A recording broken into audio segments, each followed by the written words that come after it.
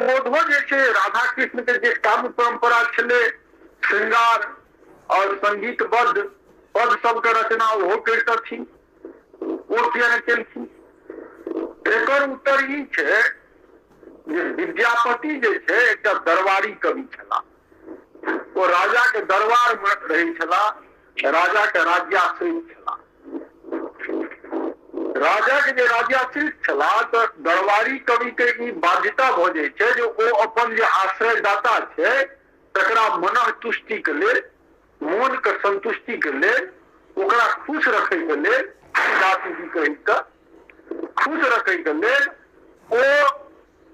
ओहने काव्य सबके